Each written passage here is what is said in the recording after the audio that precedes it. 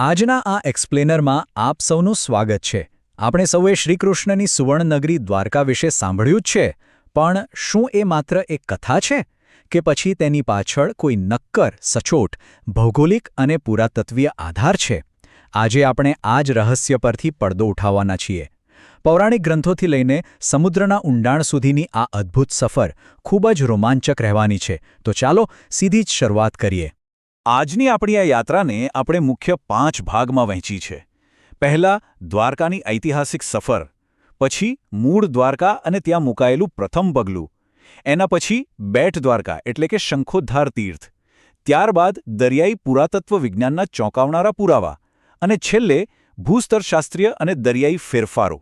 વિભાગ 1 દ્વારકા, એક ઐતિહાસિક સફર. શ્રીકૃષ્ણે જ્યારે મથુરા છોડીને ગુજરાતના સૌરાષ્ટ્ર તટે પોતાની નવી રાજધાની સ્થાપી, ત્યારે તેમણે ખરેખર એક એવી ભવ્ય નગરીનું નિર્માણ કર્યું હતું જેણે યુગોથી ઇતિહાસકારો અને ભક્તો બંનેને આકર્ષ્યા છે. જો આપણે ક્રમબદ્ધ રીતે જોઈએ તો શરૂઆત થાય છે મથુરા છોડવાથી. જરાસંધ અને કાલેયવનના આક્રમણથી બચવા શ્રીકૃષ્ણે સ્થળાંતર કર્યું. તેઓ સૌરાષ્ટ્રના કિનારે પહોંચ્યા અને સૌથી પહેલું કદમ મૂળ દ્વારકા ખાતે રાખ્યું. અને ત્યારબાદ તેમણે સુવર્ણ નગરીની સ્થાપના કરી, જેમાં ગોમતી દ્વારકા અને બેટ દ્વારકાનો સમાવેશ થાય છે. આ આખી યાત્રા એકદમ વ્યૂહાત્મક હતી. વિભાગ 2 મૂળ દ્વારકા, પ્રથમ પગલું. જુઓ, મોટાભાગના લોકો ગોમતી દ્વારકા વિશે જાણે છે, બરાબર? પણ યાદવોએ ગુજરાતમાં જ્યાં પોતાનું સૌથી પહેલું કદમ રાખ્યું હતું, તે સ્થળ એટલે મૂળ દ્વારકા. ચાલો તેના વિશે જાણીએ. ભૌગોલિક દૃષ્ટિએ આ મૂળ દ્વારકા ગીર સોમનાથ જિલ્લામાં, જ્યાં સરસ્વતી નદી અને અરબ સાગરનો સંગમ થાય છે, ત્યાં આવેલું છે. યાદવોના પ્રથમ આગમન સ્થળ તરીકે તેને જ માન્યતા મળેલી છે. આ જગ્યા પસંદ કરવાનું ખાસ કારણ એ હતું કે તે સમયે વહાણો લાંગરવા માટે આ એક આદર્શ અને કુદરતી રીતે સુરક્ષિત પ્રાચીન બંદર હતું. અહીંથી જ બધી શરૂઆત થઈ, એટલે જ તેને મૂળ દ્વારકા કહે છે. આજે પણ જો ત્યાં જઈએ ને, તો એક ટેકરી પર દરિયાની ખારી હવાઓનો સામનો કરી રહેલા 10મી સદીના વિષ્ણુ મંદિરના અવશેષો ઊભા છે. આ સ્તંભો ખરેખર ભવ્ય ભૂતકાળની સાક્ષી પૂરે છે. તેની બિલકુલ નજીકમાં એક જ્ઞાન વાવ આવેલી છે. સ્થાનિક દંતકથાઓ તો એમ પણ કહે છે કે અહીં શ્રીકૃષ્ણએ સ્વયં સ્નાન કર્યું હતું. આ બધી બાબતો આપણને પ્રાચીન ગ્રંથોની ખૂબ જ નજીક લઈ જાય છે. વિભાગ 3 બેટ દ્વારકા, શંખોદ્ધાર તીર્થ. તો આ પ્રથમ પગલા બાદ હવે આપણે પૌરાણિક યુગની ચરમસીમા પર પહોંચીએ. મુખ્ય ભૂમિ પરથી હવે સીધા જઈએ અરબ સાગરમાં આવેલા એક અત્યંત સુંદર ટાપુ પર, જેને આપણે બેટ દ્વારકા કહીએ છીએ. ઓખા બંદરથી માત્ર 3 કિલોમીટર દૂર આવેલા આ ટાપુનો આકાર બિલકુલ શંખ જેવો છે, અને એટલે જ તેનું પૌરાણિક નામ શંખોદ્ધાર તીર્થ પડ્યું. અહીંની દરિયાઈ જીવસૃષ્ટિ એટલી સમૃદ્ધ છે કે તમને પરવાળાના ખડકો અને ડોલ્ફિન માછલીઓ પણ જોવા મળે. અને હા, હવે તો સુદર્શન સેતુ બ્રિજ બની ગયો છે, એટલે આ ટાપુ સીધો જ મુખ્ય ભૂમિ સાથે જોડાઈ ગયો છે. આ બેટ દ્વારકા સાથે જોડાયેલી માન્યતાઓ ખરેખર રસપ્રદ છે. આ ટાપુ શ્રીકૃષ્ણનો કાયમી રહેણાંક વિસ્તાર હતો, ખાસ કરીને રાણીઓ રૂકમણી, સત્યભામા અને જાંબવતી માટે. બીજો પ્રસંગ એટલે ગરીબ બાળસખા સુદામા સાથેનું મિલન. સુદામા જે પૌવા લાવ્યો હતા, તે અહીં જ આરોગવામાં આવ્યા હતા. એટલે જ તો આજે પણ બેટ દ્વારકાના મંદિરોમાં પૌવાનો પ્રસાદ અપાય છે. આ ઉપરાંત ભગવાન વિષ્ણુના મત્સ્ય અવતાર દ્વારા શંખાસુર રાક્ષસનો વધ કરીને વેદોને મુક્ત કરવાની કથા પણ આ જ જમીન સાથે જોડાયેલી છે. આ આખો ટાપુ પવિત્ર સ્થળોથી ભરચક છે. મહાપ્રભુજી વલ્લભાચાર્ય દ્વારા સ્થાપિત 500 વર્ષ જૂનું મુખ્ય કૃષ્ણ મંદિર અહીં આવેલું છે. અહીં એક અત્યંત અનોખી જગ્યા છે, હનુમાન દાંડી.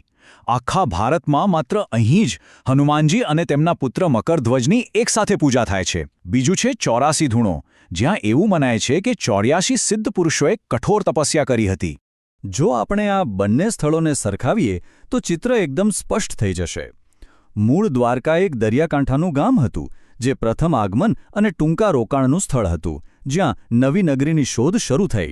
બીજી તરફ બેટ દ્વારકા એક અખાતનો ટાપુ હતો, જે શોધનું અંતિમ પરિણામ બન્યો. તે કાયમી રહેણાંક વિસ્તાર, રાજવી મહેલોનું સ્થળ અને સુદામાના મિલન જેવી ઘટનાઓનું સાક્ષી બન્યું. સારું, તો હવે એક સ્વાભાવિક પ્રશ્ન થાય. આધુનિક વિજ્ઞાન જળમગ્ન સુવર્ણ નગરીની આ પ્રાચીન કથાઓને કેવી રીતે જુએ છે? તો ચાલો હવે આપણે સીધા આમાં ઊંડા ઉતરીએ અને આધ્યાત્મિક માન્યતાઓ પરથી આપણું ધ્યાન નક્કર વૈજ્ઞાનિક અને પુરાતત્વીય સંશોધનો તરફ લઈ જઈએ. વિભાગ 4 દરિયાઈ પુરાતત્વ વિજ્ઞાનના પુરાવા. હવે વાત કરીએ સમુદ્રની અંદર થયેલા એવા અદ્ભુત ઉત્ખનનની જેણે પૌરાણિક કથાઓને નક્કર ઇતિહાસમાં બદલવાની શરૂઆત કરી દીધી. વાત છે 1980ના દાયકાની. ભારતની નેશનલ ઇન્સ્ટિટ્યૂટ ઓફ ઓશનોગ્રાફીના ડૉક્ટર S.R. રાવના નેતૃત્વમાં દરિયાની નીચે વ્યાપક ખોદકામ કરવામાં આવ્યું અને પરિણામ તેમને પાણીના પેટાળમાં જળમગ્ન થયેલી વિશાળ પથ્થરની દિવાલો મળી આવી. એટલું જ નહીં, દરિયાની નીચેથી ઉત્તર હડપ્પીય સમયકાળના વાસણો અને લોખંડના હથિયારો પણ મળ્યા. આ બધું સાબિત કરે છે કે સમુદ્રના મોજાઓ નીચે ખરેખર એક વિશાળ નગરી દટાયેલી છે. અને હવે જે વાત સામે આવી છે તે પ્રાચીન ગ્રંથો સાથે સીધો સંબંધ દર્શાવે છે. પાણીની નીચેથી 3 માથાવાળા પ્રાણીને દર્શાવતી એક વિશિષ્ટ મુદ્રા એટલે કે સીલ મળી આવી છે. મહાભારતમાં સ્પષ્ટ ઉલ્લેખ છે કે દ્વારકાના નાગરિકો ઓળખપત્ર તરીકે આવી જ એક મુદ્રા પોતાની પાસે રાખતા હતા. આ પુરાવો બરાબર એ જ વર્ણન સાથે મેળ ખાય છે. વળી બેટ દ્વારકા અને મૂળ દ્વારકા એમ બંને જગ્યાએથી મોટા ગોળાકાર પથ્થરના લંગરો મળી આવ્યા છે. આ લંગરો આ વાતનો અંતિમ પુરાવો છે કે આ સ્થળો એક સમયે ધમધમતા આંતરરાષ્ટ્રીય બંદરો હતા અને અહીંથી જ અરબ દેશો સાથે મોટા પાયે વેપાર થતો હતો. પ્રાચીન ગ્રંથોમાં જેનો દાવો કરવામાં આવ્યો હતો તે બિલકુલ અહીં જ અસ્તિત્વમાં હતું. વિભાગ 5 ભૂસ્તરશાસ્ત્રીય અને દરિયાઈ ફેરફારો. હવે છેલ્લો કોયડો એ ઉકેલવાનો રહ્યો કે આટલી ભવ્ય નગરીઓ આખરે સમુદ્રના તળિયે ગઈ કેવી રીતે? આવું શું બન્યું હશે? આ સમજવા માટે આપણે હોલોસીન સી લેવલ રાઇઝ નામના એક વૈજ્ઞાનિક ખ્યાલને સમજવો પડે. સાદી ભાષામાં કહીએ તો છેલ્લા 10,000 વર્ષોમાં પૃથ્વી પરના ગ્લેશિયર એટલે કે બરફ પીગળવાને કારણે વૈશ્વિક મહાસાગરોની સપાટીમાં ખૂબ મોટો વધારો થયો છે. મતલબ કે હજારો વર્ષો પહેલાં આપણા સમુદ્રો આજે દેખાય છે તેવા બિલકુલ નહોતા. મહાભારતના યુગમાં એટલે કે 3000થી 1500 BCની આસપાસ દરિયાની સપાટી ઘણી જ નીચી હતી. તે સમયે બેટ દ્વારકા એક ટાપુ નહોતો પણ જમીન માર્ગે જોડાયેલો વિસ્તાર હશે. જેમ જેમ પાણીનું સ્તર વધ્યું તેમ તેમ વચ્ચેનો જમીન માર્ગ ડૂબી ગયો અને બેટ દ્વારકા એક અલગ ટાપુ બની ગયો. આનાથી એ જળમગ્ન દિવાલોનું રહસ્ય એકદમ સ્પષ્ટ થઈ જાય છે. અને બીજું મોટું કારણ છે ટેક્ટોનિક ગતિવિધિ એટલે કે પૃથ્વીની નીચેની પ્લેટ્સનું ખસવું અને તેમનો ટકરાવ જેનાથી ભયાનક ધરતીકંપ આવે છે. સૌરાષ્ટ્રનો દરિયાકાંઠો ટેક્ટોનિક રીતે ખૂબ જ સક્રિય છે. આવા જ કોઈ મોટા ભૂકંપીય હલનચલનને કારણે દરિયાકાંઠાના કેટલાક ભાગો હિંસક રીતે સમુદ્રમાં ગળકાવ થઈ ગયા હશે જ્યારે અન્ય જમીન વિસ્તારો ઉપર તરફ ધકેલાયા હશે.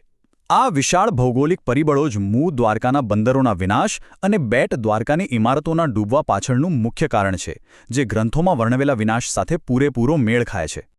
આ બધું જોઈને એક જ વિચાર આવે કે આપણો ઇતિહાસ માત્ર પુસ્તકોમાં જ નહીં પરંતુ ગુજરાતના આ પથ્થરો, દરિયાના મોજાઓ અને ખંડેરોમાં પણ જીવંત છે. કાર્બન ડેટિંગ અને દરિયાઈ પુરાતત્વ વિજ્ઞાને આજે આ પ્રાચીન કથાઓને નક્કર આધાર આપ્યો છે. એ વિચારવા જેવું છે કે જો અત્યાર સુધીના સંશોધનોએ આટલા રહસ્યો ખોલ્યા છે તો આ વિશાળ દરિયાના મોજાઓ નીચે હજુ પણ કેવા કેવા અદ્ભુત રહસ્યો આપણી રાહ જોતા પડ્યા હશે.